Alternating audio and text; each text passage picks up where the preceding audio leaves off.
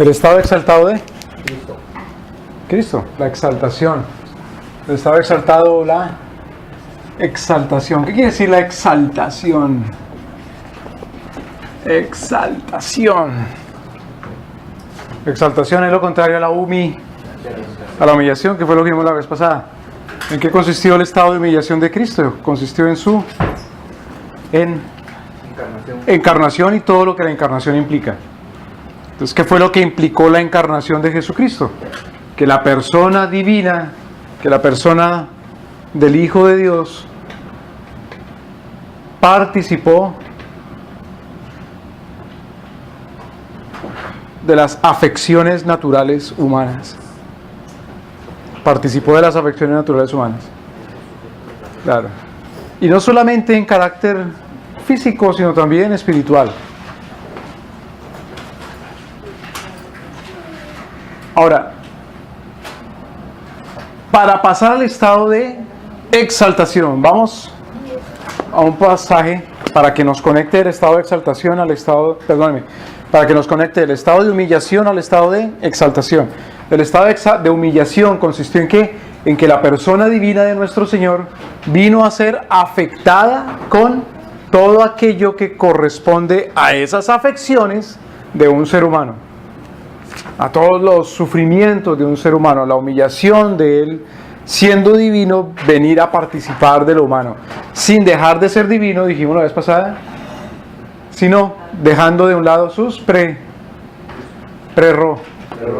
prerrogativas, que son ciertas ventajas por su condición de divino. Entonces vamos a 2 de Corintios, capítulo 5. 2 de Corintios, capítulo 5.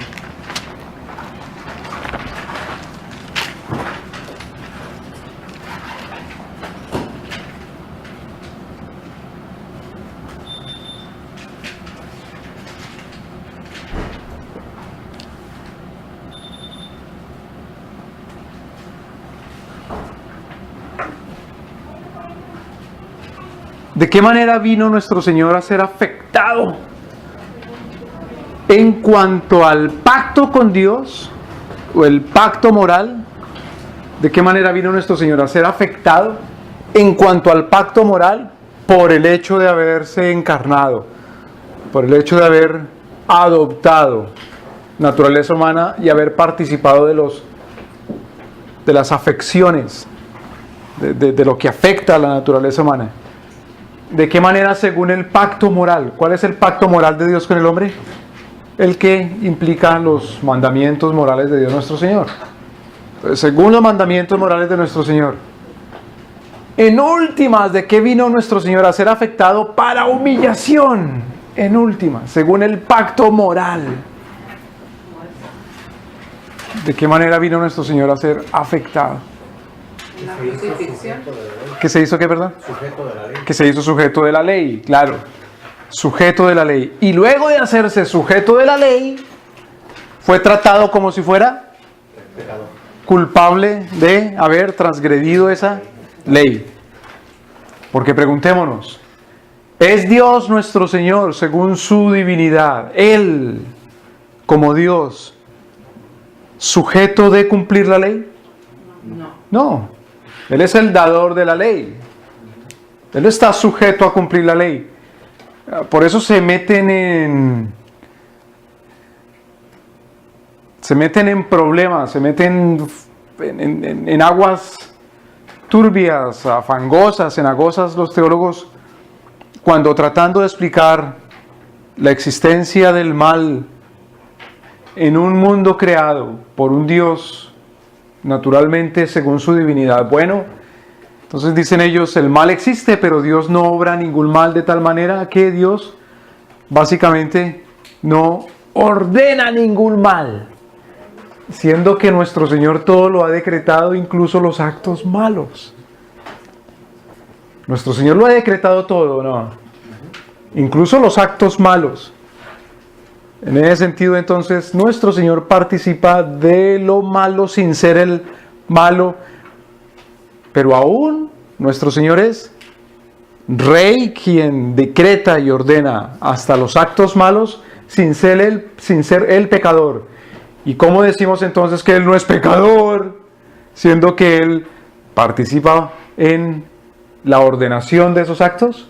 ¿Por qué decimos que Él no es pecador? Porque Él no es sujeto de la ley que declara y dice, tú eres un pecador.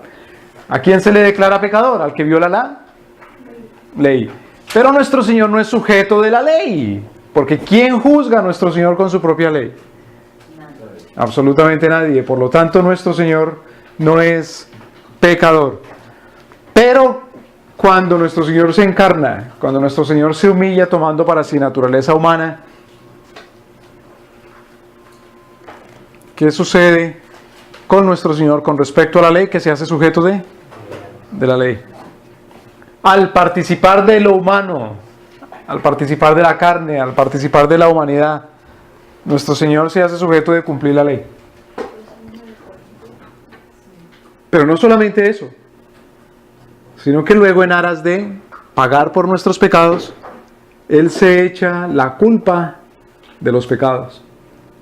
O mejor, Él es tratado como si fuera culpable de los pecados.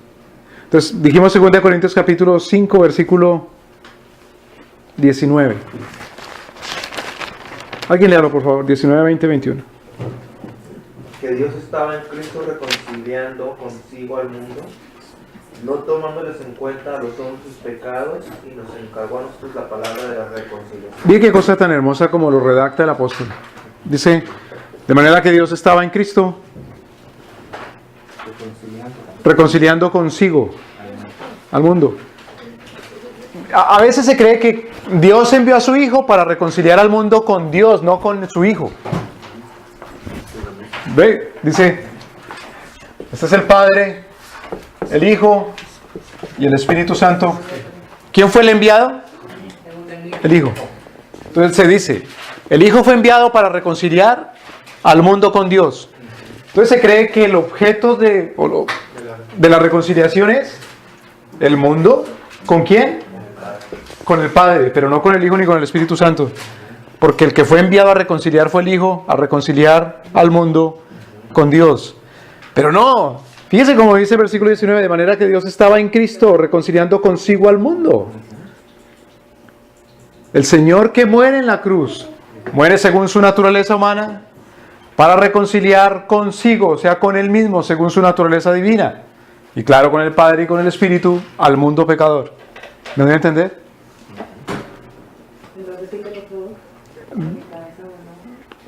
¿Desde dónde? De la reconciliación de la última parte. Dios estaba reconciliando al mundo consigo mismo. Por eso envió a su Hijo Jesucristo, para que según la naturaleza humana adoptada por Cristo, pague nuestros pecados para reconciliar a Dios completo con el mundo, incluido al Hijo según su divinidad. Lo dije en otras palabras, pero la misma cosa. Para reconciliar al mundo consigo mismo es a Dios, incluyendo al Hijo, quien es Dios. Así que somos embajadores en nombre de Cristo, como si Dios rogase por medio de nosotros. Os rogamos en nombre de Cristo, reconciliaos con Dios. Entonces fíjese, ¿quién es el enviado a reconciliar? El Hijo. Y Pablo dice, nosotros también somos enviados para el ministerio de la reconciliación. Pero no para reconciliar haciendo lo mismo que hace el Hijo para reconciliar. ¿Qué es lo que hace el Hijo para reconciliar? Vamos a verlo más tarde, pero por ahora dice Pablo, nosotros somos enviados es para rogar. Claro, rogar o interceder, suplicar. Sí, dice, somos enviados para rogar. Para rogar.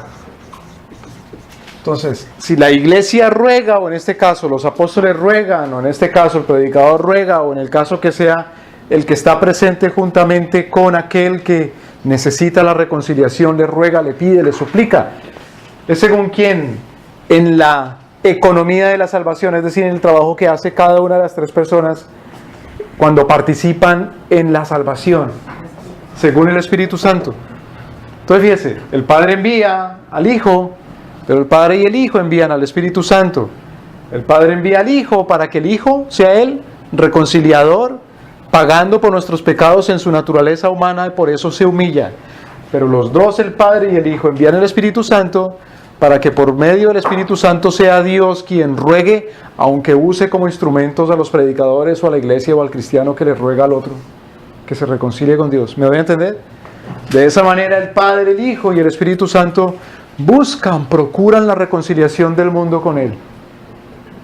El Espíritu Santo ruega, suplica. Pablo cuando dice así que somos embajadores de Cristo. Claro. Es Dios nuestro Señor, Dios. Y aquí están los embajadores. Rogando, según los ruegos del Espíritu Santo, para la reconciliación que hace Jesucristo y ser reconciliados entonces con el Padre que envía al Hijo y el Padre y el Hijo que envían al Espíritu y el Espíritu que es enviado. Pero entonces seguimos viendo de qué manera participa, según la humillación, el Hijo en la naturaleza humana siendo afectado en cuanto a el pacto moral con Dios. En cuanto al pacto moral con Dios, ¿de qué manera está afectado el Hijo?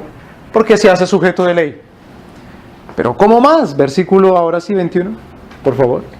Dice, al que no conoció pecado, por nosotros lo hizo pecado, para que nosotros fuésemos hechos justicia de Dios con él. Entonces, ¿qué es pecado? Es la Transgresión de la ley. transgresión de la ley.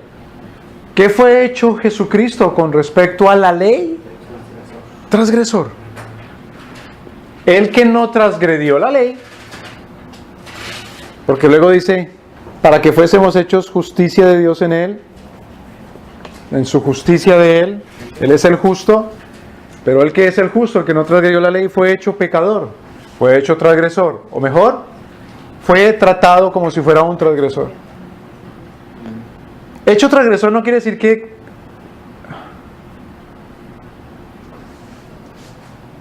se mistifica,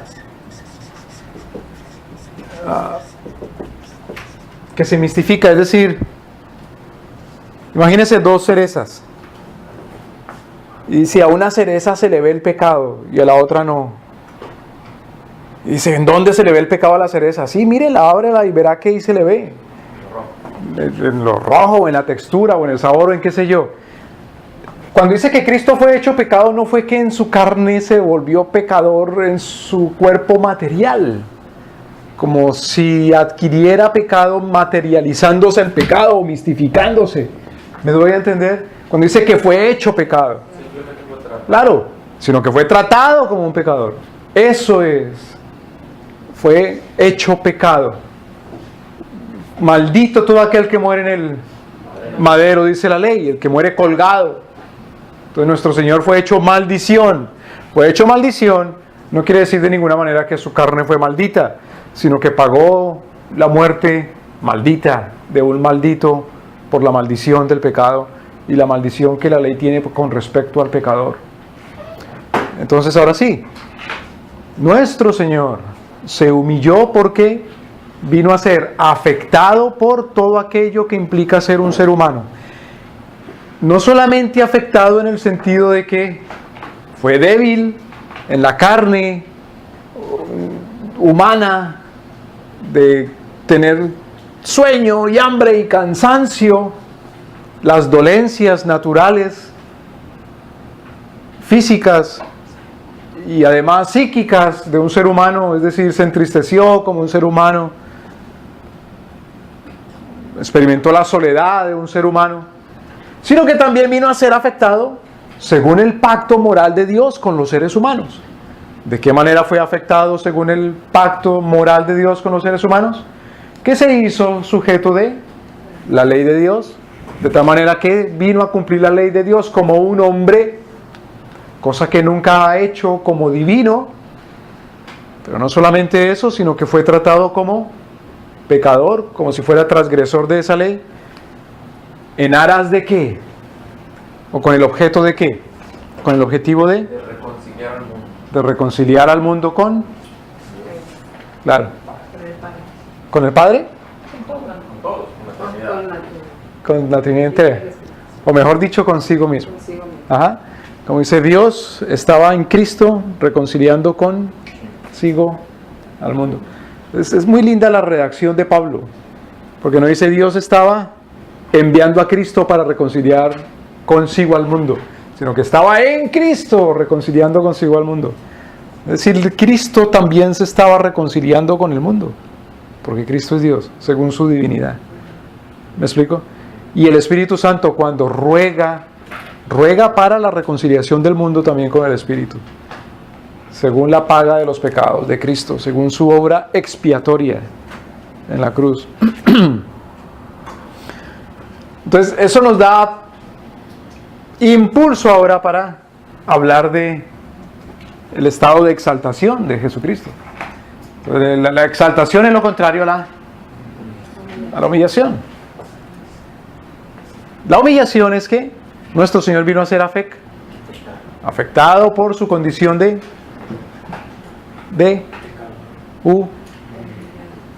humano. Y luego, como humano, tratado como pecador. Primero afectado por su condición de humano y luego tratado como pecador. ¿Qué es la exaltación entonces? ¿Qué es su naturaleza? ¿En dónde experimentó el Señor su humillación? ¿En su naturaleza humana o divina? Humana. Ahora la pregunta, ¿en dónde experimentó el Señor su exaltación? ¿En su naturaleza divina o humana? Divina. No, Él ya está exaltado. Humana. Claro. Porque la exaltación comienza con si leímos la tarea, con la resurrección. ¿Y qué resucita? ¿La naturaleza divina? No, resucita la naturaleza humana. Entonces, así como en su naturaleza humana nuestro Señor experimentó la humillación, también no quiere decir que la naturaleza divina no participa de la humillación. Acordémonos, es una sola persona y la persona divina participa de lo humano, pero sin ser lo divino necesariamente el que muere, pero sí participa de la muerte del humano. Asimismo, entonces, por cuanto la exaltación comienza con la resurrección y es el hombre, la naturaleza humana, la que resucita, entonces la exaltación fue experimentada por nuestro Señor en su naturaleza humana. La naturaleza humana, así como padeció la humillación, luego la naturaleza humana gozó de la exaltación. Mire que en la tradición católica romana se entiende eso cuando, más o menos, cuando se rezan los misterios. Se rezan los misterios dolorosos y luego se rezan los... Ay, ¿no se acuerdan cuando eran católicos? Los gozosos. Los gozosos. Entonces, por cada estado gozoso de Cristo se reza yo no sé cuántos Padres Nuestros y cuántos Ave Marías, en fin. ¿En qué consistió su exaltación entonces? En la resurrección. En la resurrección. Bueno. ¿Cuál es la paga del pecado? ¿Y la dádiva de Dios? Vida. La vida. Claro. Entonces, con relación al pecado, sí, la exaltación comienza históricamente con la resurrección de Cristo, en el tiempo, en la cronología. ¿Cuál es la relación de la exaltación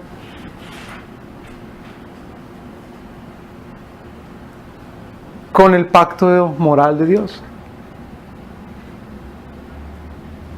Ya vimos, ¿cuál es la relación de la humillación con el pacto moral de Dios? Que nuestro Señor fue tratado como pecador. Fue tratado de manera que Él se somete a cumplir la ley y luego fue sometido como pecador. Eso en relación con el pacto moral de Dios. En relación con el pacto moral de Dios, ¿cómo juega, cómo participa la exaltación de Cristo? Es decir, la resurrección. La paga del pecado es pero la dádiva de Dios es Entonces, con la resurrección, ¿qué pasa con relación al pacto moral de Dios? Fue tratado como pecador al morir o en todo lo que conllevó a su muerte, no solamente la muerte, sino lo que conllevó a la muerte. Pero ahora, al resucitar, es tratado ¿cómo? ¿Cuál es la relación con el pacto moral de Dios? ¿Otra vez como un transgresor? No. Entonces es tratado como un justo, como un inocente. Cuando Cristo dice, el que cree en mí, aunque esté muerto, vivirá. El libro de Juan capítulo 11. La conversación que tiene el Señor con las hermanas, con María y con Marta. Ay, Señor, si hubieras estado aquí, Lázaro no hubiera. ¿No te he dicho yo que si crees, no veré la muerte, tendrás vida eterna? El que cree en mí, aunque esté muerto, vivirá. El que cree en Él, aunque esté muerto, aunque hubiese sido tratado como, según la ley de Dios, aunque hubiese sido tratado como según la ley de Dios, el que está muerto, aunque hubiese tratado como un pecado, si cree en Él, ahora es tratado como un justo. Y como la paga del pecado es pero la dádiva de Dios es ¿qué es lo natural en la naturaleza humana de Cristo? Lo natural bíblicamente para Dios, el que suceda con su naturaleza humana, si ahora es tratado como un inocente, que su naturaleza humana, aunque esté muerta, ahora ¿qué? Sea glorificada, es decir, primero que todo, después de muerto, resucite. ¿Me explico, hermanos? Así el creyente en Cristo, lo natural para Dios, según su decreto, su ley, su voluntad, su pacto, es que el que está en Cristo no puede permanecer en la muerte, no puede, es imposible que permanezca, que triunfe, que se quede en la muerte, porque es tratado como un justo. Al que no conoció pecado, es decir, a Jesucristo, por nosotros lo hizo pecado, lo trató como pecador, es decir, lo mató, sufrió todo aquello que conllevó a su muerte, lo trató como pecador, para que nosotros fuésemos hechos justicia de Dios en Él. Si somos hechos justicia, tenemos que ver la vida. Aunque esté muerto, el que en mí cree, vivirá, tiene vida eterna. ¿Qué es lo que debió haber pasado con el cuerpo, la naturaleza de Cristo? Que resucitar. Claro, lo que pasa es que todo tiene que cumplirse según el decreto divino en los tiempos de Dios. En los tiempos de Dios. Cuando se efectuó, se llevó a cabo la resurrección de Cristo con respecto a su muerte, ¿cuánto tiempo pasó? ¿Cuánto tiempo pasó con respecto a la muerte de Cristo después para su resurrección? 3 días. Recordemos el credo de los apóstoles. Al tercer día resucitó. Eso según los evangelios. Al tercer día. Contando como se cuentan los tiempos bíblicos los días, es decir, contando el mismo día incluido, contando el mismo viernes en que murió, viernes, sábado y domingo. No como contamos nosotros del viernes, sábado y domingo 2. Entonces debía cumplirse el tiempo. ¿Cuándo habrá de cumplirse ¿cuándo habrá de cumplirse la promesa de la resurrección de los cuerpos? En la misma hora que el Señor tiene decretado la resurrección. Pero la eficacia de la promesa de Dios, la eficacia de la palabra de Dios, no depende de la manera como a nosotros nos parece la cercanía o la lejanía de los tiempos para que se cumplan los decretos de Dios. ¿Me voy a entender? ¿Me explico? Otra vez repito. La eficacia, la fidelidad de nuestro Señor, el cumplimiento de su palabra no depende de la cercanía o la lejanía que nos parezca a nosotros el cumplimiento de las promesas de Dios, sino depende de quién, de Dios que es poderoso. Eso lo vamos a ver más adelante, el poder de Dios que resucitó a Cristo de los muertos. Por lo tanto, en el tiempo de Dios, según su poder, Cristo resucitó al tercer día, y en el tiempo de Dios toda carne ha de resucitar. Si vamos a 1 Corintios capítulo 15. versículo 22. 1 Corintios 15, 22. Alguien léalo, por favor, 22 y 23. Dice, así que las lenguas... No, son- perdóname, hermano. 1 Corintios 15. 15, perdón. Porque así como en Adán todos mueren, también en Cristo todos serán vivificados. Ah, excelente. ¿Cuánto tiempo ha pasado? Desde cuando Pablo escribió. 21 siglos. No.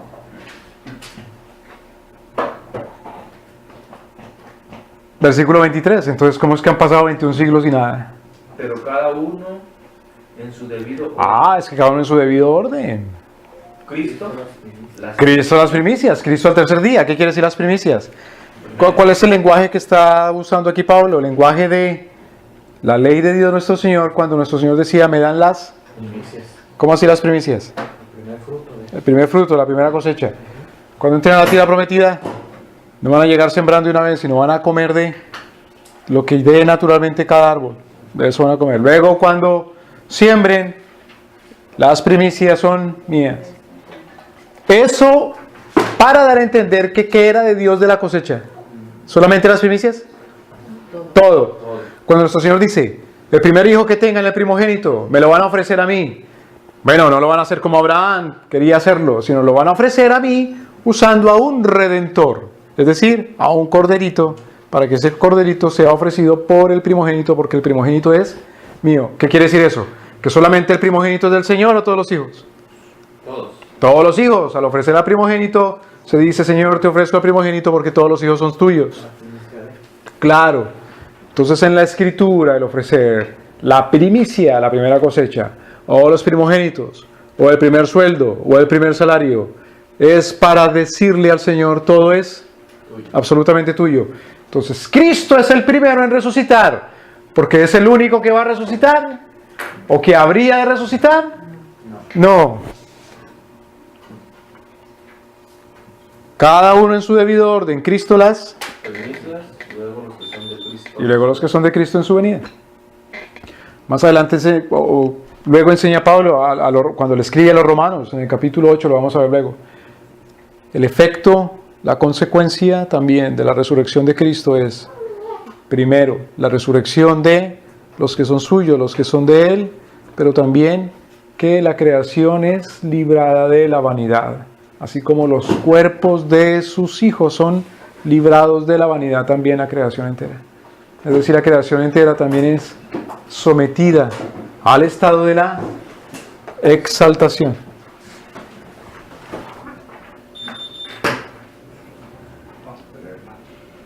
Entonces, mediante la resurrección, mediante la exaltación, con respecto al pacto moral de Dios nuestro Señor, nuestro Señor es librado de la maldición. Es librado de la maldición. Por eso otra vez decimos, ¿cuál de sus naturalezas fue la que experimentó el estado de exaltación? De sus naturalezas. Humana. Porque no fue la naturaleza divina la que fue maldita. Lo que veíamos la vez pasada, cuando nuestro Señor dice, Padre, ¿por qué me has abandonado? Habla según su naturaleza humana. Aunque la naturaleza divina participe de ese abandono, pero la naturaleza divina no pudo haber sido rota. No pudo romperse la Santísima Trinidad. No pudo haber sufrido un abandono de esa naturaleza de tal manera que el Hijo como el Dios eterno sea abandonado del Padre como el Dios eterno. Por lo tanto, entonces, la naturaleza humana es la que participa del estado de humillación, perdóneme, de humillación y luego de exaltación al ser librada de la maldición de la ley. ¿Qué quiere decir esto? Que no solamente fue librada de la maldición de la ley por el hecho de resucitar,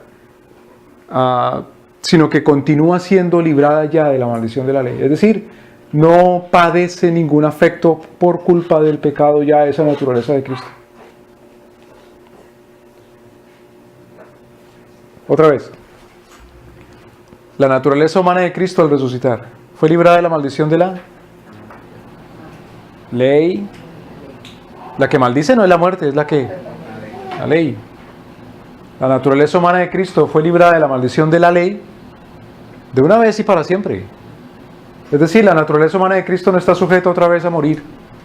Es decir, la naturaleza humana de Cristo no está sujeta otra vez a ser maldecida por la ley.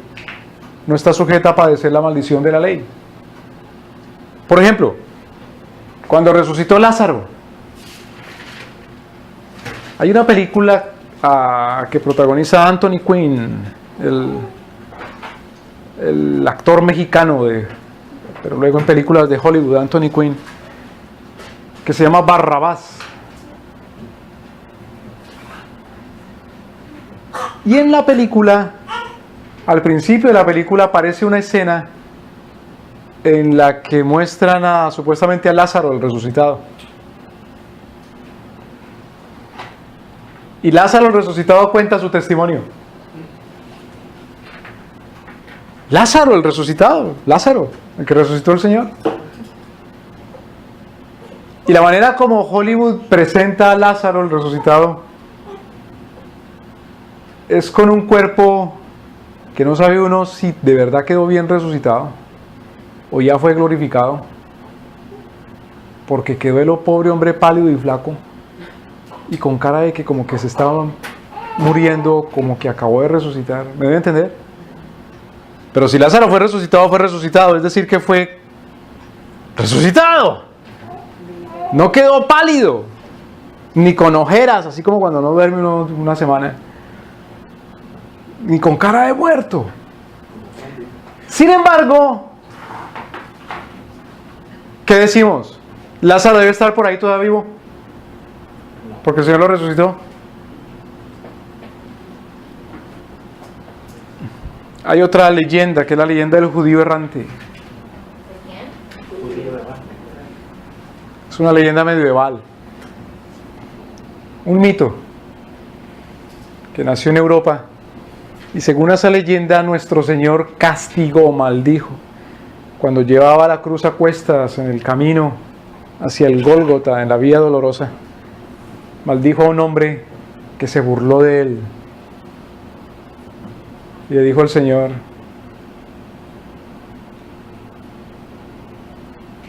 tu maldición es que nunca morirás. Entonces, durante la Edad Media, en el siglo XVI, decía la gente: por ahí pasó el judío errante. En el siglo XVII, por ahí en un pueblo, decía la gente: el desgraciado del judío errante vino y nos maldijo, y por eso es que no ha llovido y se dañó la cosecha, o hubo una inundación, o una plaga, o los ladrones, o qué sé yo. La vida eterna para nuestro Señor no es una maldición, sino es precisamente quitar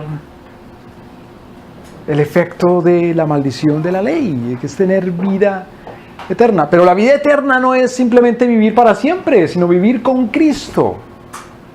Vivir según la vida de Cristo es la vida eterna. Cristo es la vida eterna. Entonces, cuando nuestro Señor resucita que todavía afectado para que de pronto, si sufre un accidente, se muere. Dice: cuidado cuando nuestro Señor sube al cielo, porque si no lo hubieran agarrado bien los ángeles, lo dejan caer. Se tropieza y se escalabra y se muere otra vez. ¿Qué pasa si hubieran visto los romanos al Señor Jesús después de resucitado? Le echan mano y otra vez lo matan.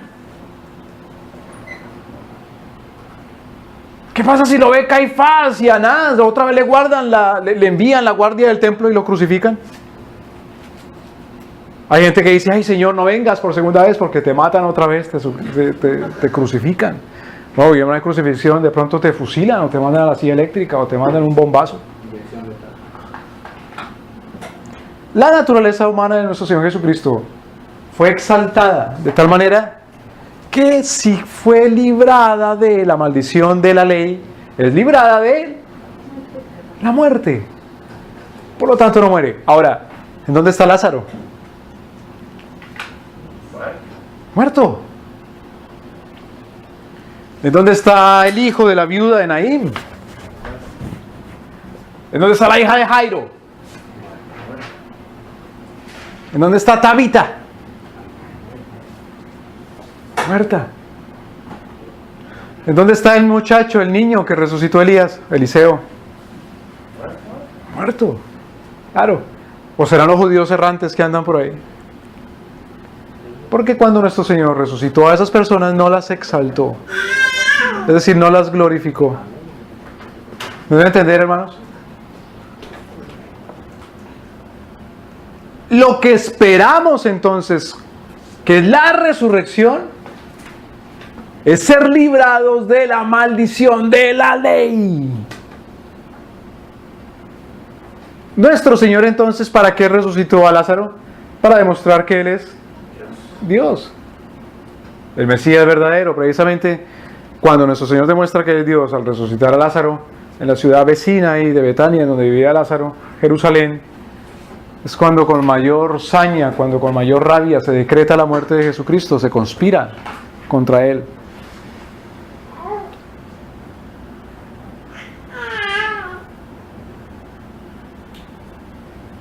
Entonces, primero, así como la naturaleza humana de Cristo padeció la humillación, segundo, la naturaleza humana de Cristo se exaltó de tal manera que se libró de toda maldición de la ley, y con ello entonces, siendo de las primicias, todo lo demás que ha de ser redimido, goza y ha de gozar de ser librado de la maldición de la ley. Por la resurrección de Cristo, ¿cuándo entrarán a gozar de la exaltación? O mejor, por la exaltación o la resurrección de Cristo, ¿cuándo entrarán a gozar las criaturas de la liberación de la maldición de la ley?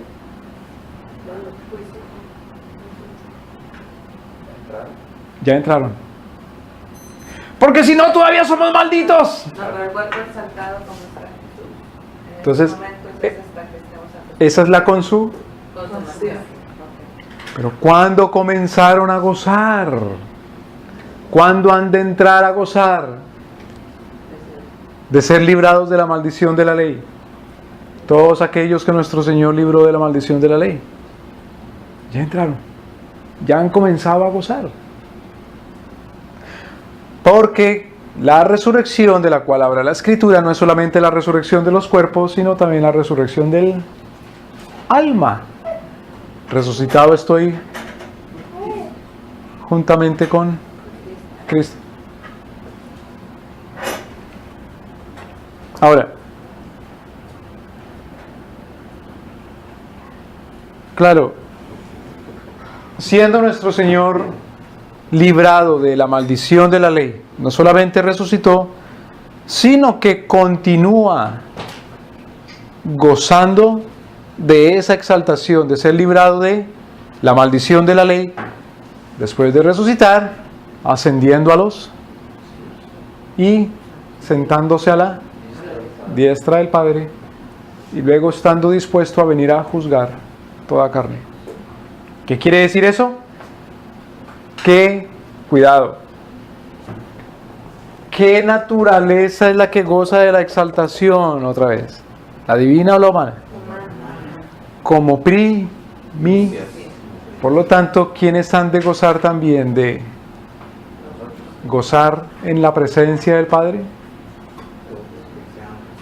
Y de estar gozando no solamente en su presencia, sino sentados con Él.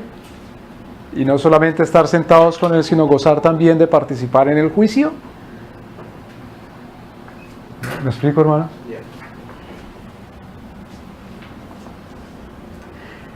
Si no explica uno esas implicaciones de la exaltación de Cristo, Cristo está callado y no se comunica. Y Dios es un Dios apartado de la creación y de los redimidos. Y por lo tanto somos los más miserables de los hombres.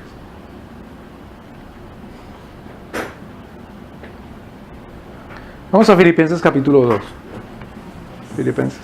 Luego volvemos a Corintios otra vez, pero por ahora vamos a Filipenses. ¿Filipenses 2? Sí, Filipenses capítulo 2.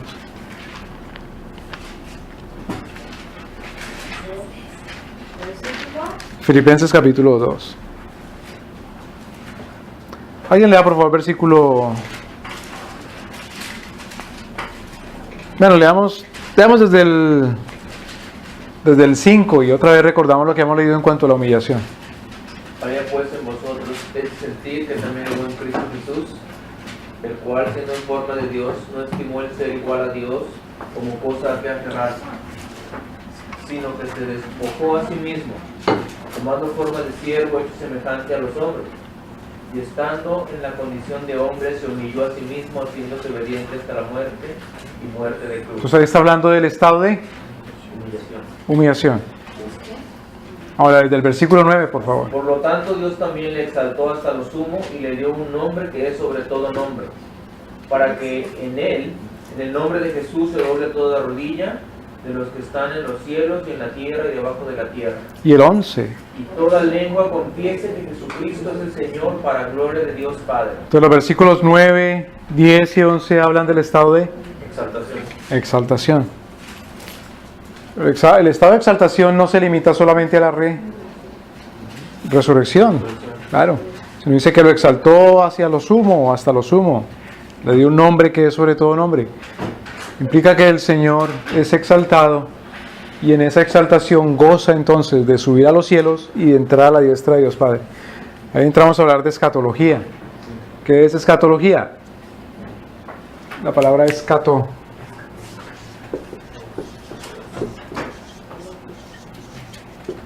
¿Qué quiere decir escatos? Último. Biología, estudio. Entonces el estudio de las últimas cosas. Pero en la Biblia, el estudio de las últimas cosas es estudiar cuáles cosas. Las que según la Biblia son las últimas con respecto a quién. Esta es la línea de la historia. Se torció la línea de la historia. Esta es la línea de la historia. Y digamos que nosotros estamos acá. Estamos aquí nosotros. Aquí está la cruz. Aquí está Cristo. La creación. Noé, Abraham, Moisés, en fin. La escatología estudia el cumplimiento de las últimas cosas con respecto a quién. Con respecto a nosotros. Porque si es con respecto a nosotros, son las últimas, las cosas que todavía no se han cumplido. Y solamente a eso se reduce la escatología. Pero las cosas que han de cumplirse con respecto al que las escribió en la Biblia, es el cumplimiento escatológico. Es decir, la escatología es igual a la historia.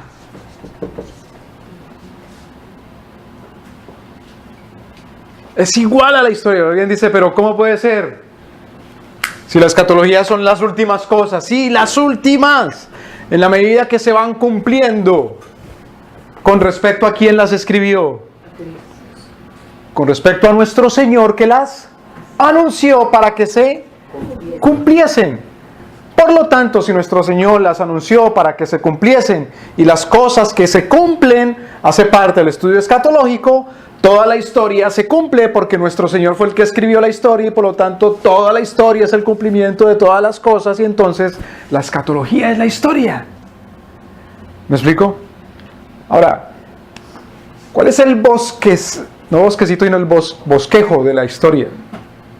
Cuando casi siempre los pastores que invitan a predicar a otro pastor le dice, ¿tiene que predicar el domingo? Le invito, el lunes mándeme el bosquejo. O el martes. ¿Qué es el bosquejo?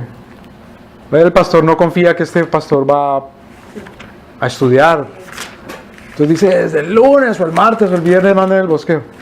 El bosquejo es como es un índice. Un índice, sí. En inglés eso le dicen outline. ¿Pero por qué le dicen out? Está afuera. Bueno, es un índice. Es decir, son los puntos que va a predicar. ¿Cuáles son los puntos de la historia? ¿Pero cómo va uno a saber? De pronto le digo lo de la historia, lo que ya pasó. Nuestro Señor ya nos dice los puntos de la historia. Si vamos a Génesis capítulo 3. Génesis capítulo 3.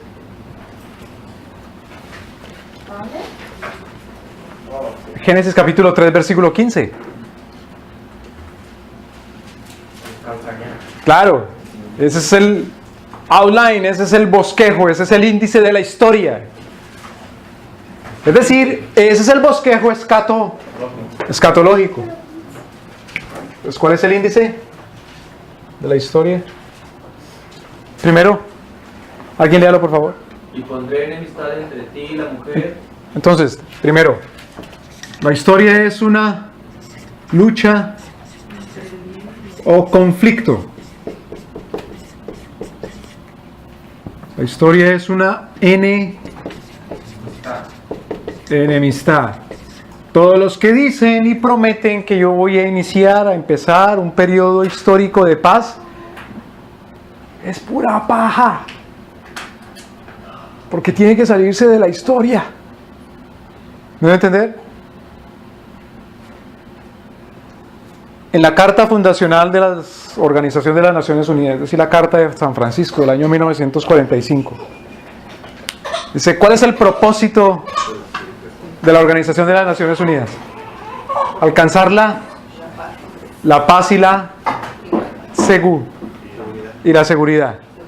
Es decir, la ONU es un fracaso, porque es un fraude. Hay un político que dice, elíjanme a mí que yo sí les doy la paz. ¡Falso! Porque la historia es primero una lucha, un conflicto, una enemistad. Ahora la pregunta es ¿entre quién? Entonces hubo otro charlatán que vino a enseñar que sí, que la historia sí es una lucha, un conflicto, una enemistad. Es una lucha, y dijo él, de clases. Marx. Entonces la historia es la lucha entre los poseedores y los desposeídos. Y si usted quiere participar en la historia, tiene que participar en esa lucha. Entonces mire a ver, ¿usted es poseedor o desposeído? Mire a ver a qué bando pertenece, porque según él, los desposeídos son los que van a triunfar, eliminando, matando y masacrando a los poseedores. Eso es la lucha de clases. Y al final le llama a él, viene el paraíso comunista pasando por la dictadura del proletariado. Otros dijeron, no, la lucha es una lucha entre razas.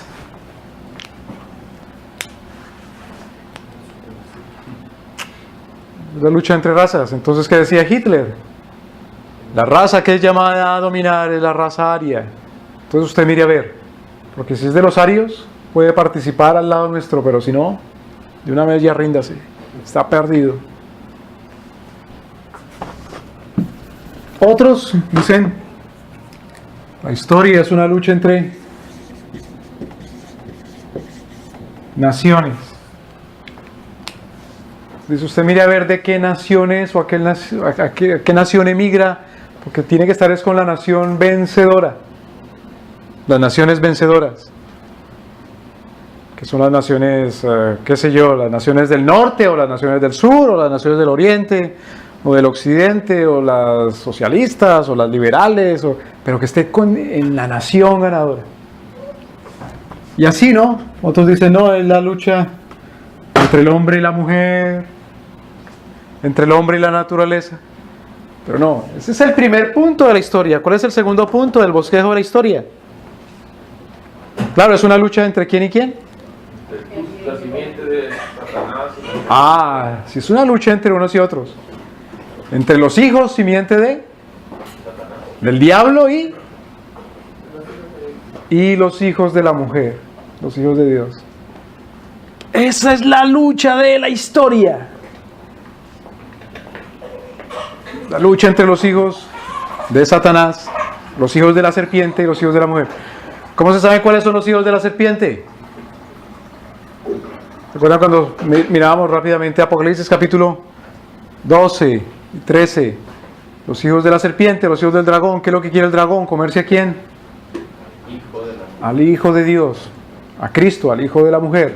Entonces, los hijos de la serpiente son los enemigos de Cristo. Los hijos de la serpiente, los enemigos de Cristo, están desde el principio en lucha con los hijos de Dios. Ese es el segundo punto. el outline de la historia. Primero, la lucha, un conflicto, una amistad entre hijos de la serpiente y los hijos de la mujer. En este caso, los hijos de la mujer son los hijos de Dios. El hijo de la mujer, la simiente es Cristo, los que están en Cristo. ¿Qué más? El tercer punto. Esta te herirá en la cabeza, tú le herirás en el calcañar. La serpiente o el hijo de la serpiente te herirá en la... Perdón. La simiente de la mujer herirá a la serpiente en la cabeza. Pues, herida mortal. ¿Cuál es la herida mortal a la serpiente? La herida en la cabeza. ¿Recuerdan el símbolo de los aztecas?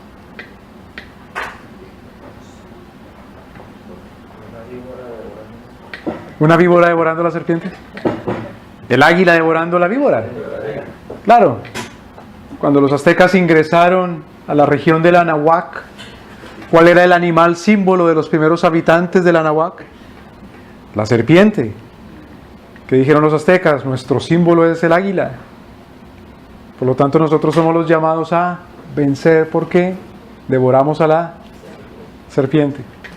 Entonces, según la leyenda, cuando fueron sometidos al hambre por los primeros habitantes chichimecas del Anahuac, los aztecas demostraron que eran superiores a la serpiente porque fueron a cazar víboras. Entonces cazaron al símbolo de los chichimecas y se lo comieron. En el outline bíblico, en el outline de la historia, la herida mortal es sobre los hijos de Satanás. Aunque en el outline de la historia, ¿qué alcanza a hacer la serpiente? Herir, digámoslo aquí, en el pie, o en el talón, o en el calcañar. Es decir, causar algún daño, dolor, no pequeño. Es la picadura de una serpiente. Es significativo, pero no es mortal. Ahora, ¿qué sucede con el hombre cuando el hombre come del fruto?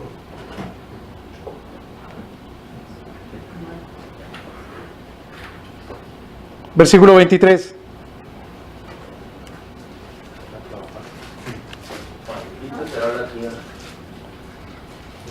Y lo sacó Jehová para que labrase la tierra de que fue tomado. De que fue tomado. Y ahora el versículo 19. Dice: con el sudor de tu rostro comerás el pan hasta que vuelvas a la tierra, porque de ella fuiste tomado, pues polvo eres y al polvo volverás. Es decir, la muerte. Pero espérate un momento. ¿Quién ganó? ¿Quién murió? ¿Quién ganó? ¿Cuál es el outline de la historia? ¿Sobre quién es el golpe mortal definitivo? Sobre la serpiente. Pero cualquiera diría, no, el que perdió fue el hombre. El que perdió fue Adán, definitivamente. La que pierde es la humanidad entera, definitivamente perdió.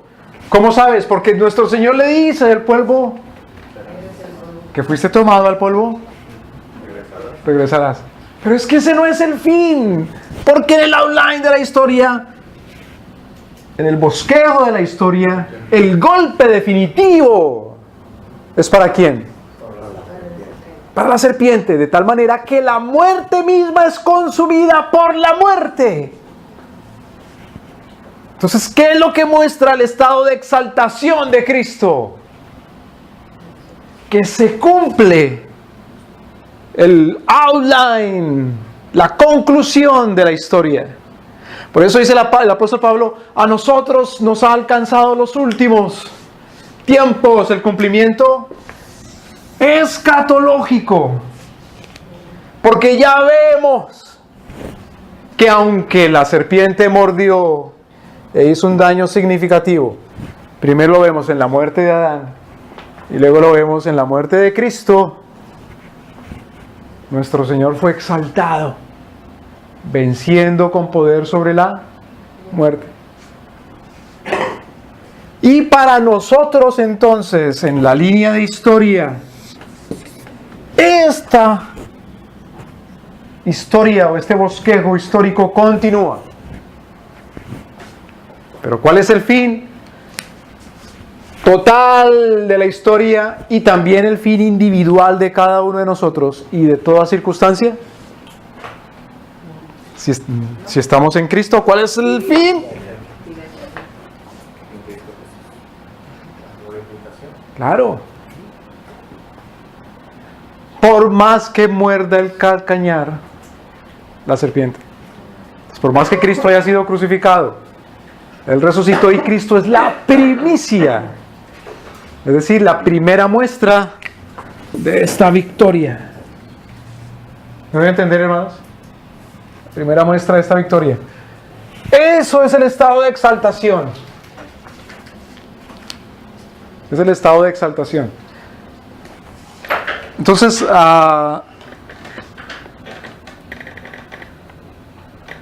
por eso decíamos, en la resurrección de nuestro Señor Jesucristo no solamente volvió a vivir, sino que vivió de tal manera que triunfó sobre la muerte de manera definitiva. O sea, su cuerpo, su humanidad no está sujeta otra vez a la muerte.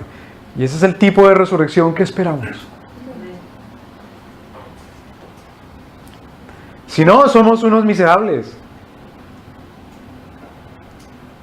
Pero la iglesia no puede predicar de ninguna manera que el fin del ser humano es la muerte. Porque tú no has entendido la historia. Tiene que devolverse.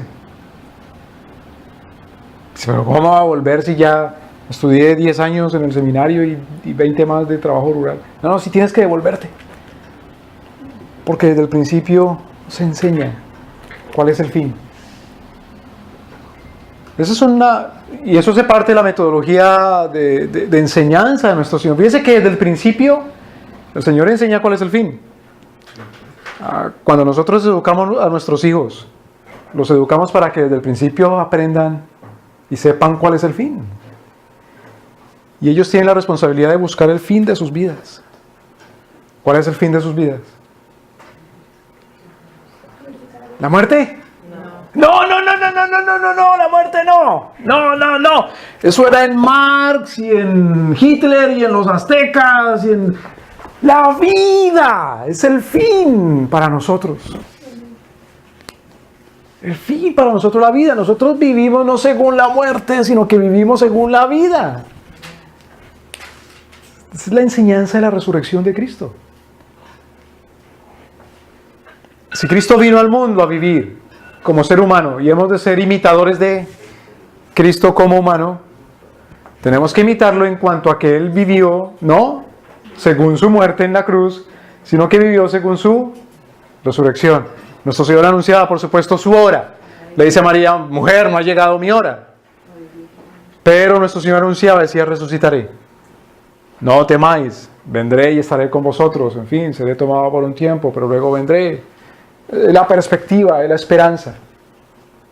Por ejemplo, Pablo dice: yo todo lo he abandonado, ¿para qué? Y lo tengo todo por pérdida, por estiércol, para conocer a Cristo y el poder de su muerte. ¿Sí? No, de su resurrección. Claro, Cristo y el poder de su resurrección. Cuando Pedro dice: estén bien preparados para dar razón de la muerte. Esperanza. No, de la esperanza. Y la esperanza no es la muerte, o la muerte no es nuestra esperanza es la vida. Nuestra esperanza no es morir con Cristo, Vivir con Cristo. sino vivir con Cristo, es decir, resucitar con Cristo. Si nuestra esperanza es resucitar con Cristo, entonces es llevadero el Mortal. es llevadero el mordisco de la víbora.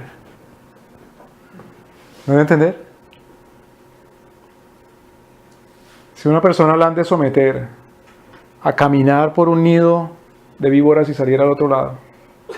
Va a ir confiada si sabe que va a salir vivo y pisoteándole las cabezas, aunque sepa que lo vayan a morder.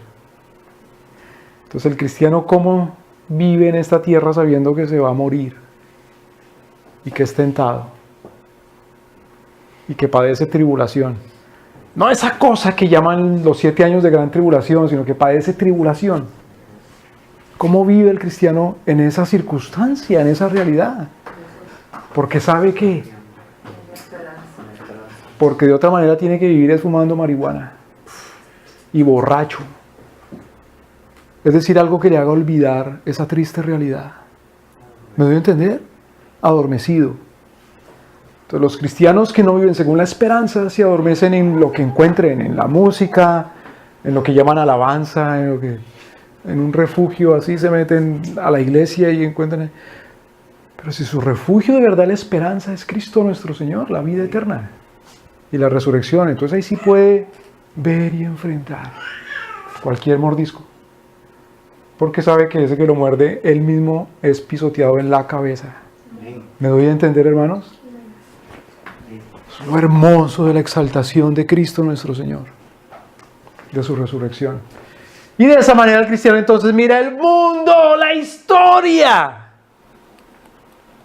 Entonces el cristiano no dice, ay, sí, la Primera y la Segunda Guerra Mundial, ya perdió la iglesia, ya no hay el triunfo del reino de Dios sobre la tierra porque llegaron los bolcheviques y los terroristas y los no sé qué más y ganó Trump.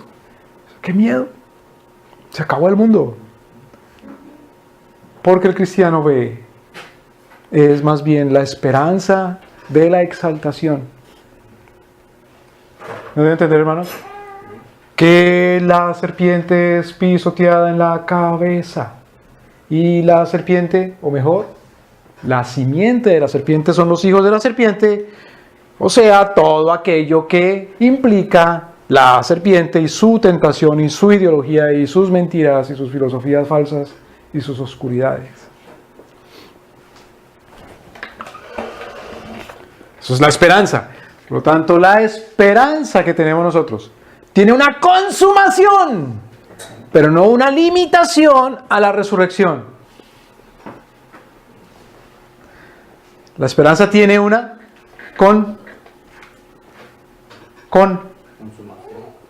pero no está limitada a lo consumado, porque si se dice que se consuma, es porque antes hay un proceso para llegar a esa consumación, pero ese proceso incluye la misma esperanza.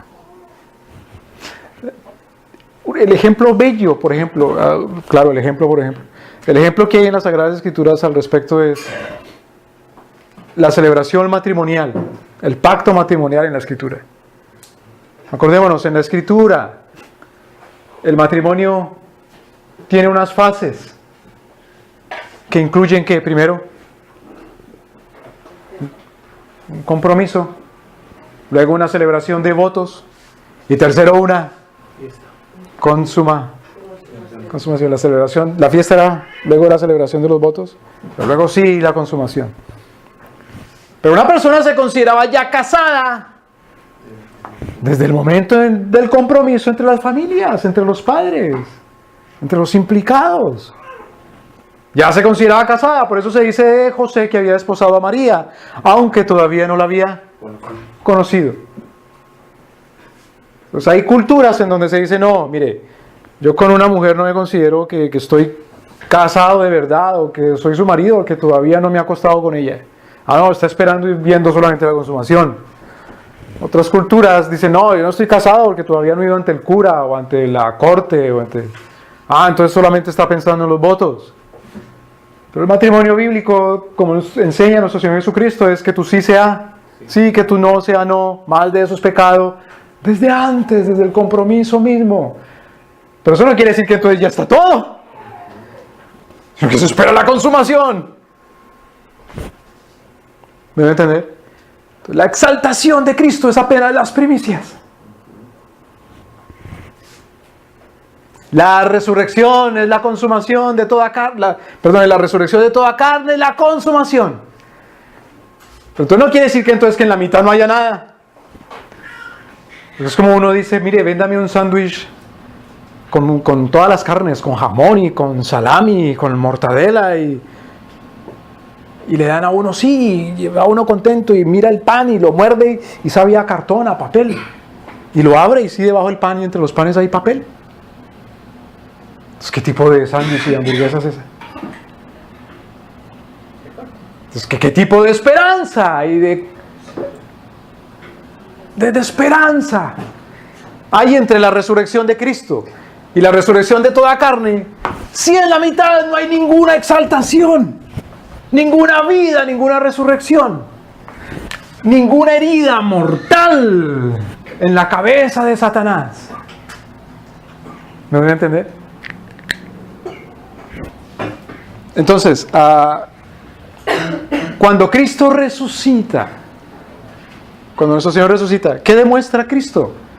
Que ha parado en Él, en nuestro Señor, el estado de humillación. Y el estado de humillación consistió en que nuestro Señor vino a padecer, a sufrir en su humanidad, en su carne, en su naturaleza humana, todo aquello correspondiente a hacer eso, humano por un lado, y luego a la relación con Dios por el pacto moral. Y en la relación con Dios, con el pacto moral, fue tratado como pecador, y al ser tratado como pecador muere. Pero con la humillación ya no es tratado como pecador. Si Cristo ya no es tratado como pecador, y eso nos sirve a nosotros de algo, entonces de alguna manera ya somos empezados a ser tratados como justos. Ya somos tratados como justos. Y si somos tratados como justos, entonces comenzamos a participar y a vivir en la justicia. Y a también nosotros tratar lo demás trayéndolo a redención. Entonces, volvamos a 1 Corintios capítulo 15. Y voy a tratar un tema que resultó ser espinoso desde cuando se mochó, perdón la palabra, mochar, cortar las manos. Desde que se mochó, desde que se cortó las manos, desde que se castró, otra palabra, perdón la palabra, el Evangelio, desde que se dejó cojo al Evangelio. ¿De qué estoy hablando? El Evangelio es el Evangelio. Es el Evangelio. Si vamos a la Biblia a mirar cuál es el Evangelio, ¿qué pasajes vamos a ver? ¿Qué pasajes vamos a mirar? Bueno, todos los pasajes que digan que es el Evangelio. ¿Qué quiere decir Evangelio? La buena. Pregunta, ¿en la Biblia cuál es la buena noticia? ¿En dónde encontramos en la Biblia el Evangelio? ¿Y cuál es esa buena noticia que encontramos en toda la Biblia?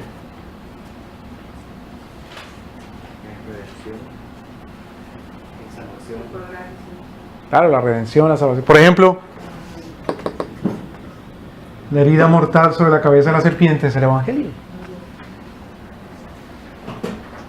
Cuando nuestro Señor llama a Abraham y le dice, vete a la tierra, ¿ese es el Evangelio? Por supuesto. Haré de ti una gran nación, te daré la tierra. Claro que ese es el Evangelio. Cuando nuestro Señor libra al pueblo de Israel de Egipto, ¿ese es el Evangelio? Por supuesto que ese es el Evangelio. Cuando nuestro Señor anuncia por los profetas que después de 70 años su pueblo volverá a su tierra, ¿ese es el Evangelio? Por supuesto que ese es el Evangelio. Cuando Nehemías lidera al pueblo y cierra o construye la muralla alrededor de Jerusalén, ¿ese es el Evangelio? Claro que ese es el Evangelio. Pues si nosotros vamos a 1 Corintios capítulo 15 y leemos desde el versículo 1.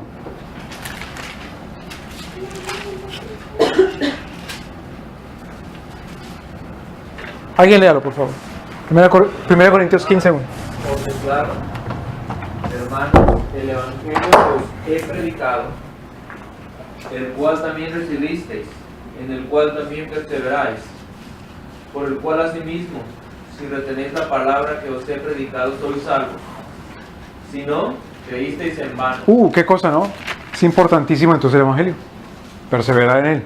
Entonces lo que uno espera ahora oír es cuál es el Evangelio. Siga leyendo, hermano, por favor. Porque primeramente os he enseñado lo que asimismo recibí, que Cristo murió por nuestros pecados conforme a las Escrituras. Hasta ahí, perdón. Entonces dice uno, ok, Pablo está dispuesto a escribir cuál es el Evangelio. Entonces hemos leído en el versículo 3, porque primeramente os he entregado lo que asimismo recibí. ¿A dónde sabe uno en dónde poner el punto final en cuanto a cuál es el Evangelio? Porque Pablo sigue escribiendo capítulo 15 y luego capítulo 16. ¿A dónde pone el punto de final en cuanto al Evangelio? Ahí hasta recibí. No. Bueno, sigamos leyendo entonces. Que Cristo. Cristo murió por nuestros pecados conforme a las Escrituras.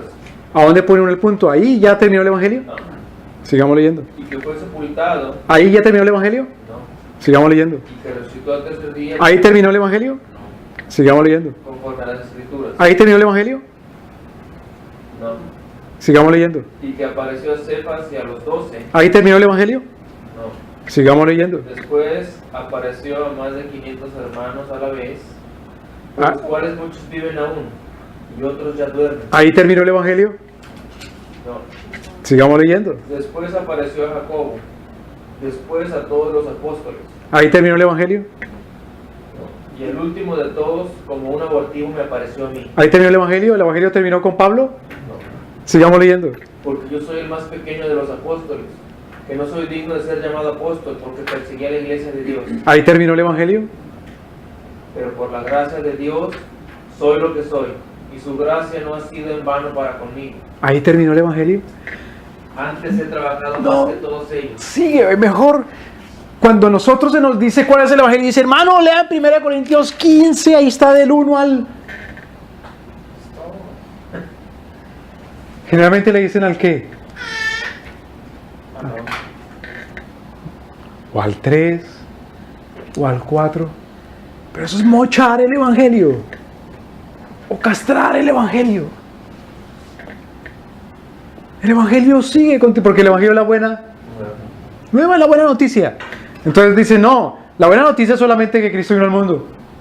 No, la buena noticia es que murió. Y ya. No, la buena noticia es que resucitó.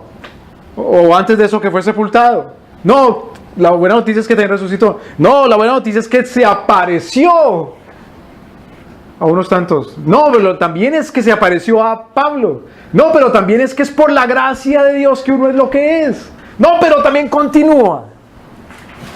¿Debe entender? Uno no puede limitar al Evangelio a que Cristo vino y murió en la cruz.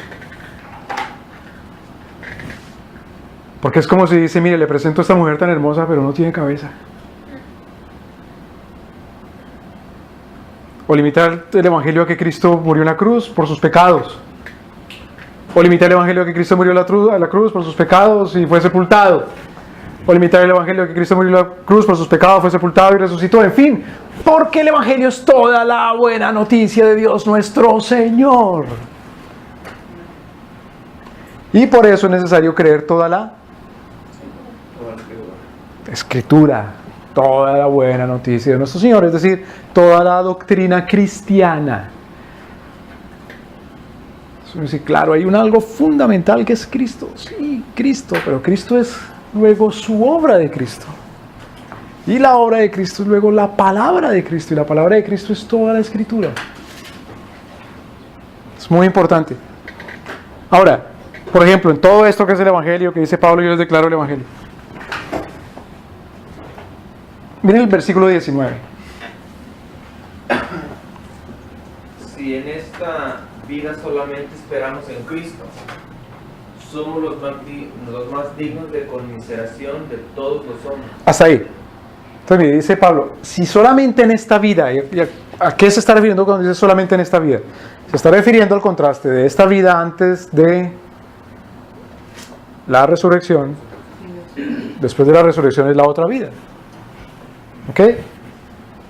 Entonces la pregunta, Pablo enseña que ¿en cuál vida es que esperamos en Cristo? ¿O para cuál vida es que esperamos en Cristo? Leamos otra vez el mismo versículo. Si en esta vida solamente esperamos en Cristo. Entonces, ¿en cuál vida nos enseña Pablo que esperamos en Cristo? ¿Solamente en esta? Otra vez, ¿en cuál vida nos enseña? Esta y en la otra. Claro, porque dice, si solo en esta, como diciendo, no solamente en esta, sino también en la otra, es decir, la vida de la resurrección. Por lo tanto, las implicaciones del Evangelio son esperanza. Dice, esperamos. Esperamos En Cristo. en Cristo. ¿Para qué cosa de la vida? Entonces hay un señor que nació en el año de 1975, muy hermoso, pesó 4 libras y le pusieron por nombre fulano. Y continúa. Y aquí muere. Y dice, bueno, yo a los 18, 19, 20, 21, qué sé yo, me convertí. Desde ahí comencé a tener esperanza. Y dice, oh sí, la esperanza, la resurrección. Claro, la resurrección es una esperanza, pero es su resurrección, la esperanza completa del Evangelio cristiano. ¿Él espera solamente para después de esta vida? ¿Qué le enseña la Biblia? ¿Esperar qué? ¿También para esta Sí. vida?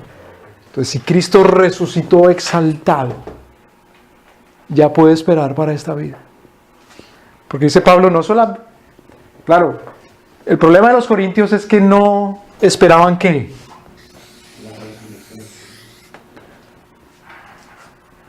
¿Sabe qué es lo triste de la iglesia hoy día? Que la esperanza de hoy día de la iglesia no es ni en esta vida, ni tanto la resurrección de los muertos, sino la esperanza es ir al cielo solamente el alma. Es una cosa muy triste. Muy triste. Porque primero uno espera esta vida. Esta vida todo es una tragedia. Todo. Una novela de Delia Fiallo es más positiva que la vida del cristiano. Sí, de Corín Tellado y de esas cosas tiene más esperanza. Pero tampoco se acuerda de la resurrección de la carne. ¿Qué espera entonces? No, que cuando yo me muero me voy para el cielo. ¿Qué? El alma. Está mochísima. Bien mocha, bien coja, bien castrada. Su esperanza. Pero la esperanza sí es según la exaltación de Cristo. Es para el perdón de los pecados. Primero. Ya. Si es para el perdón de los pecados, tiene que considerarse así, perdonado y justificado. Y por lo tanto con el poder de Dios para vivir como tal, como un justo. Como un justo por el poder de Dios que resucitó a Cristo de los muertos. Luego tiene que mirar la resurrección. Pero vamos a ver ahora, según la exaltación de Cristo, tiene que ver que Cristo subió a los cielos y está gobernando en el mundo sobre la tierra. Y por lo tanto, tiene que coparticipar juntamente con Cristo de ese gobierno sobre el mundo. ¿Me doy a entender? ¿Ya participó de la muerte de Cristo? Sí. Tiene que participar de su resurrección, de su exaltación, de su subida al cielo, de Él haberse sentado sobre su trono, de que es juez y de que vendrá a juzgar toda carne.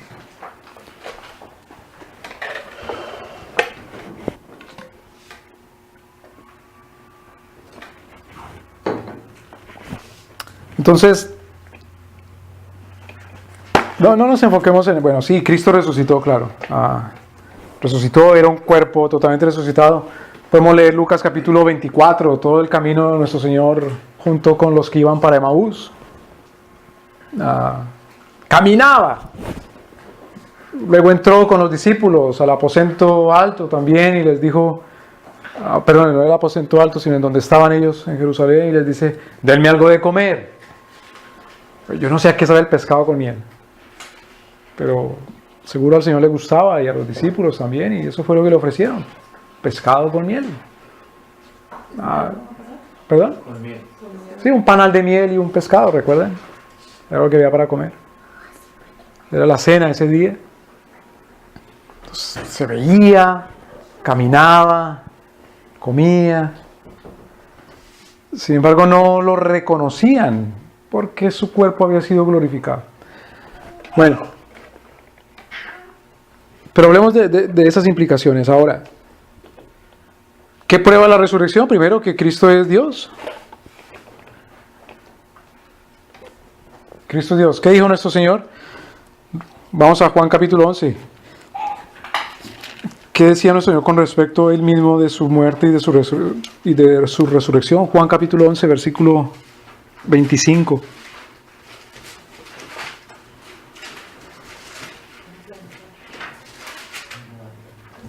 Y dijo Jesús: yo soy la resurrección y la vida, el que cree en mí, aunque esté muerto, vivirá. Pregunta, ¿qué alaba nuestro Señor Jesucristo según sus capacidades de su naturaleza humana o según sus capacidades divinas?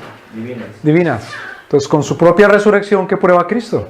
Ciertamente que Él es 11:25. En su resurrección, ¿qué prueba nuestro Señor Jesucristo? Que Él es ciertamente Dios, claro, que Él es Dios. Ahora, ¿quién fue el que resucitó a Cristo entonces?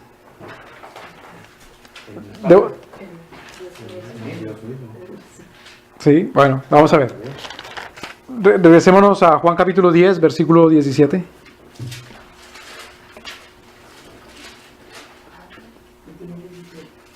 Por eso me ama el Padre, porque yo pongo mi vida para volverla a tomar. Pues, ¿de quién fue el poder de resucitar? De Él mismo. ¿Quién fue el que resucitó a Cristo?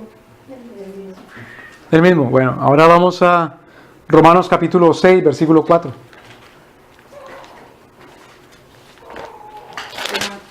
Romanos 6. Romanos capítulo 6, versículo 4. Capítulo 6, versículo 4.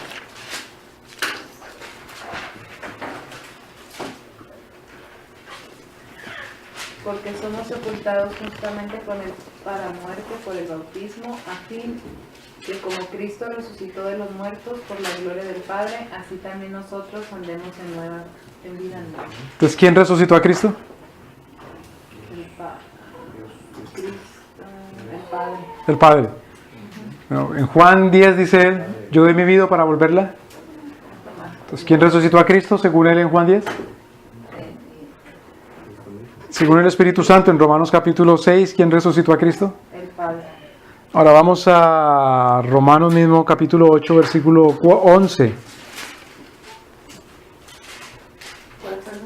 Romanos 8, 11.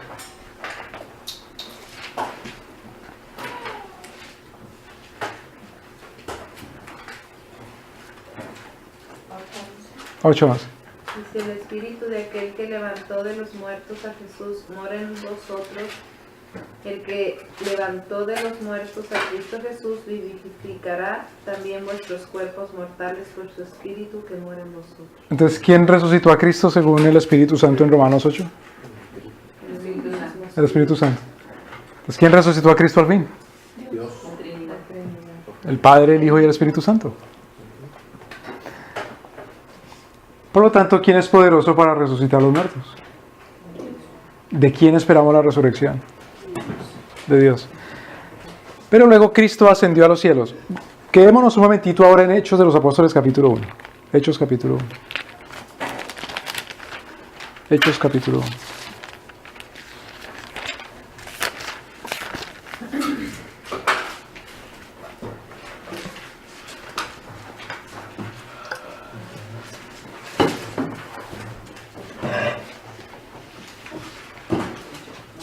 Hechos de los Apóstoles capítulo 1.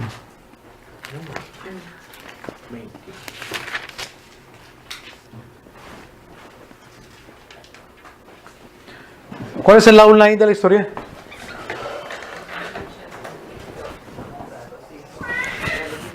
La historia es una lucha, un conflicto, una amistad entre los hijos de la serpiente y los hijos de la... Y en esa lucha hay una herida mortal sobre la serpiente y sus hijos, aunque la serpiente y sus hijos hieran de alguna manera el talón. Entonces, Hechos de los Apóstoles capítulo 1, versículo 6.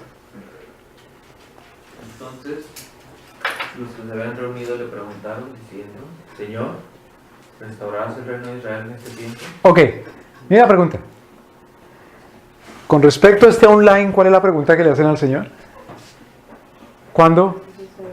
¿Restaurarás Él, el reino? ¿qué quiere decir restauración? Por ejemplo, si entramos acá y rompemos las ventanas y... Reconstruir hasta no. Claro, pero reconstruir de tal manera que quede como Como era. mejor. Como después de la Segunda Guerra Mundial, que restauraron las ciudades de Europa, Colonia, en fin, mejor. Dice, eso quedó mejor. Las calles, las catedrales, en fin. Entonces, cuando le preguntan al Señor, ¿cuándo restaurarás el Reino. ¿Qué quiere decir? ¿Vamos a volver otra vez al reino de David? ¿De Saúl? ¿De Salomón? Por ahí hay un charlatán que dice que es que va a restaurar a los Estados Unidos. Pero Dios no quiere restaurar a América. Paja. Pero bueno, que va a volver otra vez a la misma gloria. Lo que hace nuestro Señor es restaurar su reino. ¿De qué están hablando ellos? ¿De qué cosa le están preguntando a Jesús con respecto a este online? ¿Cuándo vas a qué?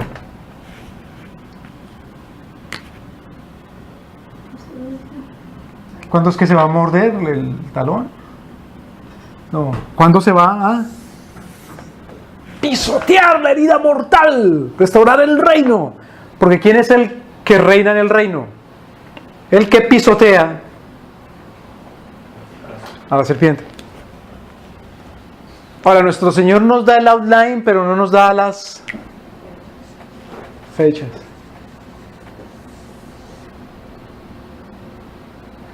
¿El Señor nos da el outline de nuestra propia vida personal? Sí. ¿Y las fechas? Si de antemano sabe uno qué fecha se va a casar, qué fecha va a tener el primer hijo, y el segundo, el tercero, el cuarto, y el quinto, y el séptimo, y el noveno hijo, y qué fecha se va a morir, y qué fecha va a resucitar, y todo. No. Sin embargo, el Señor nos da el bosquejo. Claro, ¿qué responde nuestro Señor Jesús? A vosotros saber los tiempos o las sazones, ¿A ustedes no les toca saber las fechas? que el Padre puso en su sola potestad. Entonces algunos dicen, ¿ves? Solamente el Padre, ni siquiera el Hijo lo sabe. No, pues si lo sabe el Padre Dios, también lo sabe el Hijo Dios y el Espíritu Santo Dios. Cuando el Hijo no lo sabe, habla según su naturaleza humana. Entonces no les toca a ustedes saber las fechas, pero sí les toca saber qué. Versículo 8. Pero recibiréis poder Pero recibiréis poder ¿para qué? cuando haya venido sobre vosotros Cuando haya venido sobre vosotros el Espíritu Santo, el Espíritu Santo. y me seréis testigos en Jerusalén, en toda Judea, en Samaria y hasta el último. Ahora, al Señor le preguntan sobre la restauración de qué? Del reino. Y el Señor responde, recibiréis poder. Y serán testigos. ¿En dónde? Entonces, en toda la tierra. Ese es el cumplimiento de esto. El cumplimiento de la herida mortal sobre la cabeza de la serpiente. Aunque por el camino a los apóstoles pues les pegaban y los crucificaban. En fin, es decir, la serpiente muerde. Pero recibiréis poder y me seréis testigos hasta lo último. ¿Me doy a entender, hermanos? Ahora, ¿cuándo recibirán poder para hacer esas cosas? Cuando venga sobre vosotros el Espíritu. Otra pregunta, la fecha, Señor, dinos cuándo. ¿Les dijo el Señor? No. Váyanse a Jerusalén. ¿A qué me refiere a las razones? Tiempos y sazones se refiere a... Sí, a detalles pequeños y cumplimientos de cosas más grandes. A cumplimiento de épocas. O simplemente cumplimiento de cosas puntuales, particulares. Por ejemplo, si uno dice ¿cuál es el cumplimiento de que a Cristo se le conoció en Europa? Bueno, pues se le conoció en Europa cuando el apóstol Pablo entró cuando fue llamado en su visión, ven y ayúdanos, ¿recuerdan? Y entonces entró a Europa, sí, pero no vino a conocerse Cristo en Europa hasta que el último misionero no predicó, pero no viene a conocerse todavía hasta que, en fin, entonces cumplimiento de los tiempos particulares y cumplimiento de las sazones.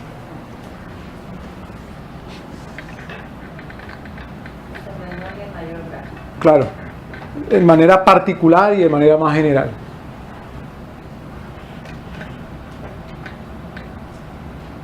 Versículo 9. Habiendo dicho estas cosas, viéndolo ellos, ¿a quién? ¿Viendo ellos a quién? A Jesús. ¿Fue alzado quién? Jesús. ¿Y una nube lo recibió? Y lo encubrió los ojos.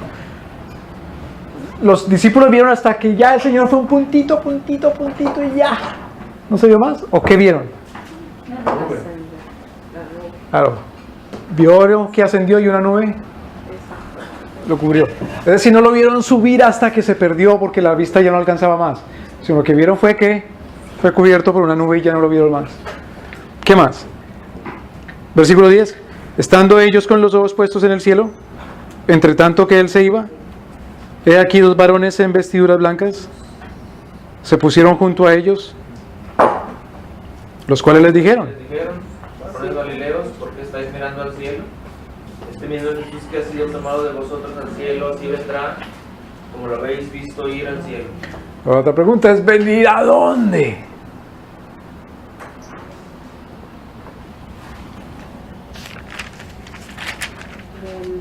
Entonces acordémonos, ¿qué es lo que anuncia nuestro Señor Jesús antes de ir al cielo? ¿Que vendrá qué? Poder. Que vendrá el poder.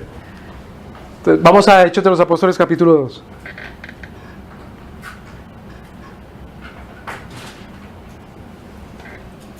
¿Qué pasó con Jesús después de que lo vieron ellos subir al cielo? Fue cubierto por una nube y no lo vieron más. ¿Qué pasó con Jesús? ¿Qué pasó?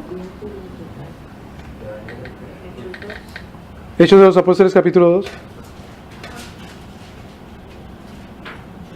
Versículo 32. Perdón, versículo 30. Pero siendo profeta, y sabiendo que con juramento Dios le había jurado, de su descendencia en cuanto a la carne levantaría a Cristo para que éste se sentase en su trono. Ok, ¿de cuál profeta está hablando? David. De David, según de cuál promesa, la promesa davídica, primera de Samuel capítulo 7. Entonces, sabiendo David que Dios había jurado y que de David, del lomo de David, de la carne de David, a través luego de María vendría el Cristo para que se sentara ¿en dónde? En su trono. Pregunta, ¿vino Cristo y se sentó en un trono? No. ¿Nunca? Sí. La otra pregunta, ¿qué pasó con Cristo después de que resucitó? ¿Subió al cielo?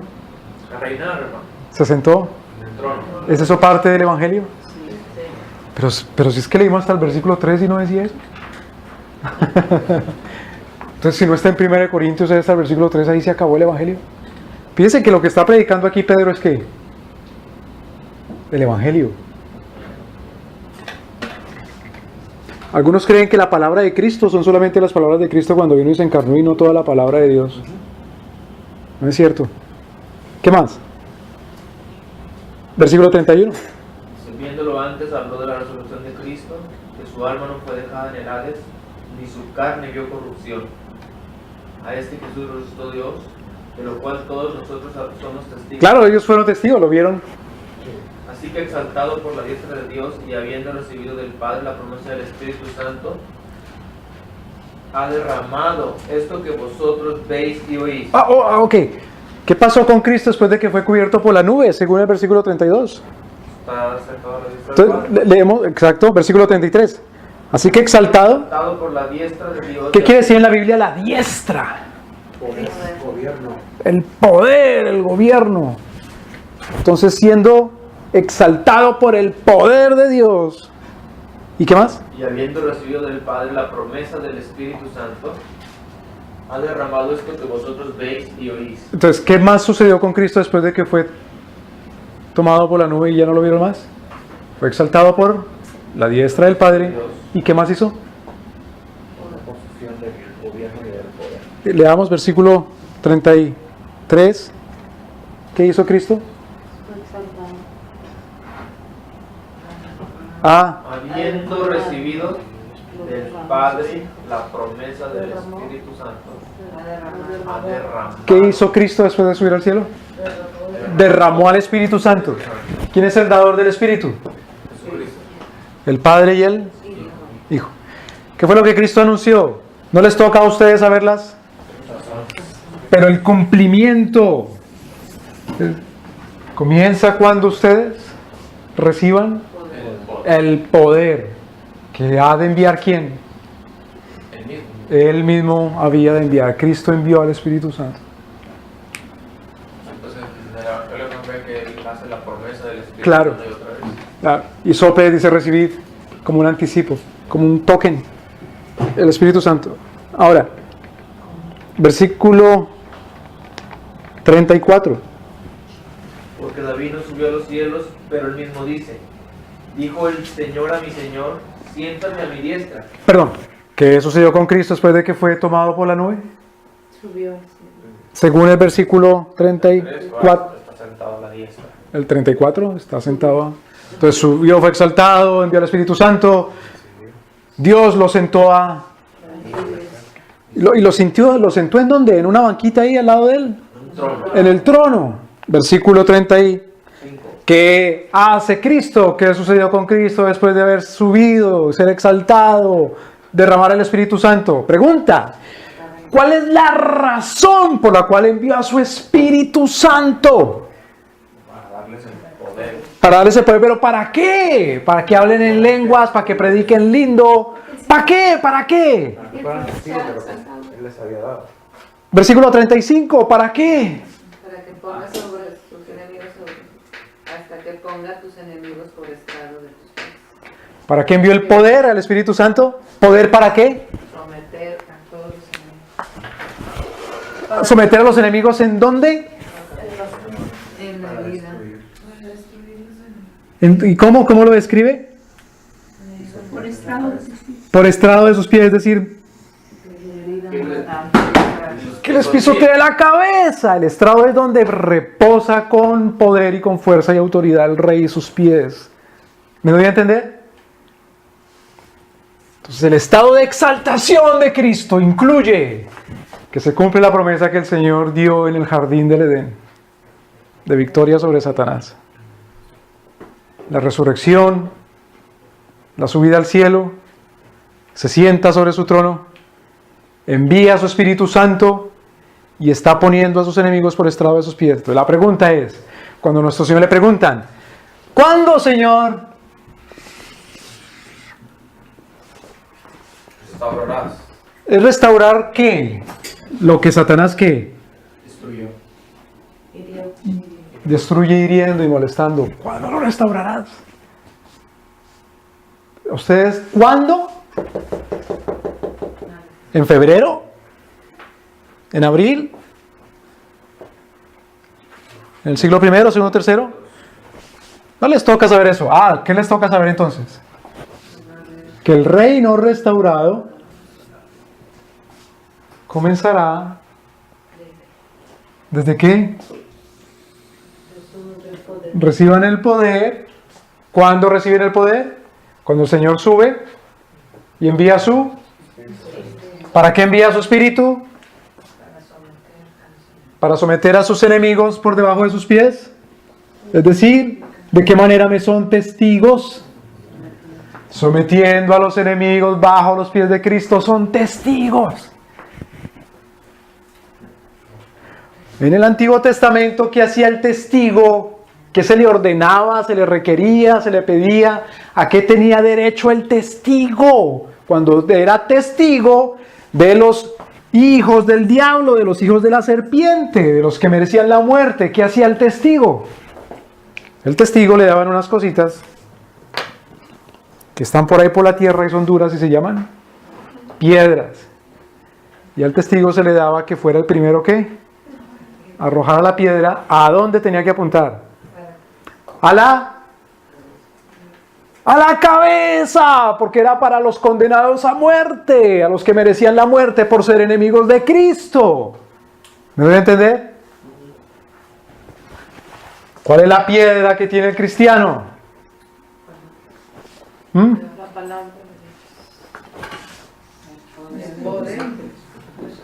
El poder de su Espíritu Santo que actúa por la palabra.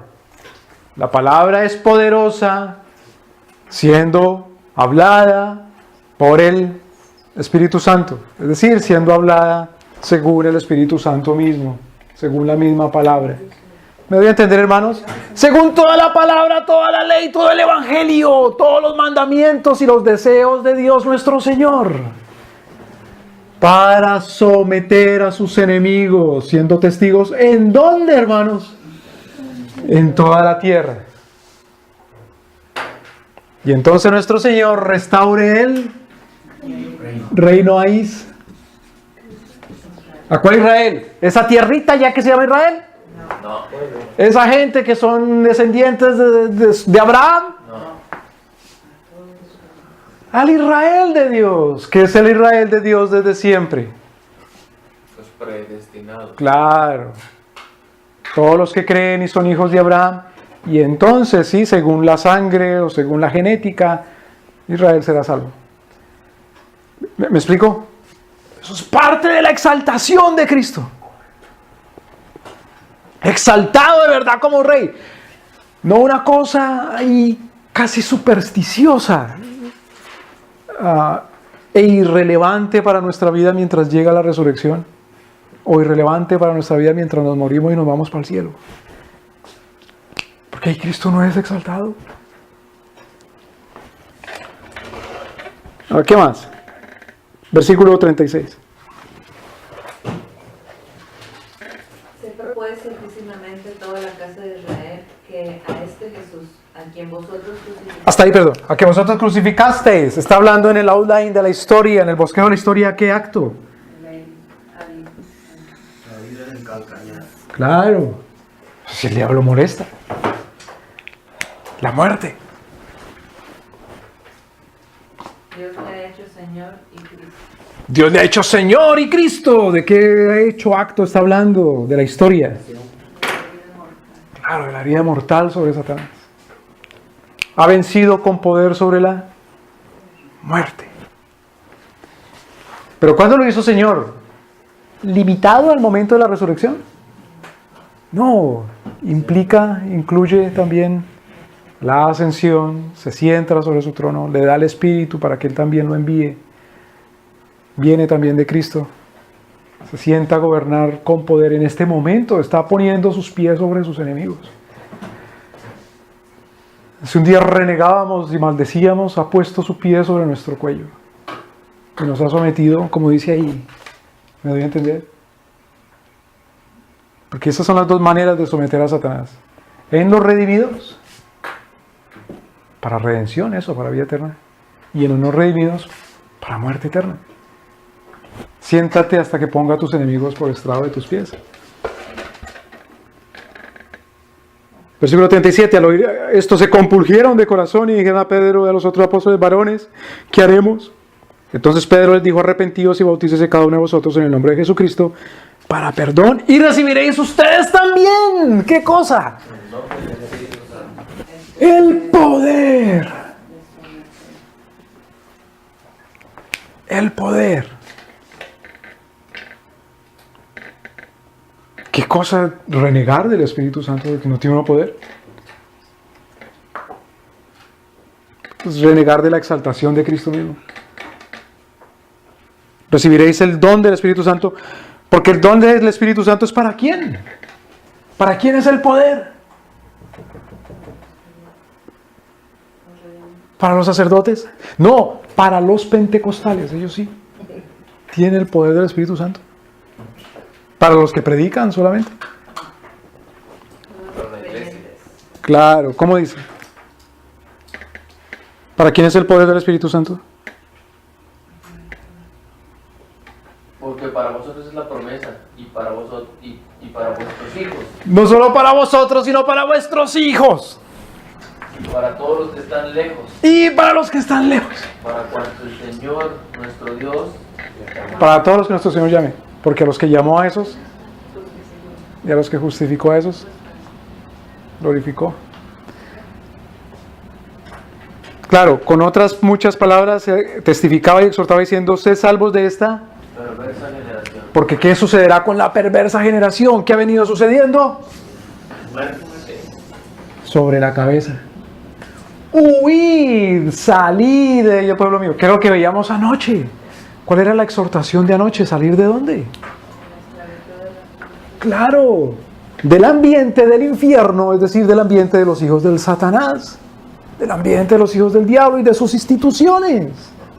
Porque esas cosas colapsarán, están bajo juicio y condenación. Salid, sed salvos de esta generación perversa. Si es que tenemos en cuenta y creemos de verdad en la exaltación de Cristo nuestro Señor. Entonces el cumplimiento escatológico. Dice, pero ¿qué escatología, hermanos? Si estamos en la doctrina de Cristo. ¿No? La doctrina de Cristo es histórica, porque tiene realidad, hecho, acontecimiento, es decir, es escatológica, como todo lo demás.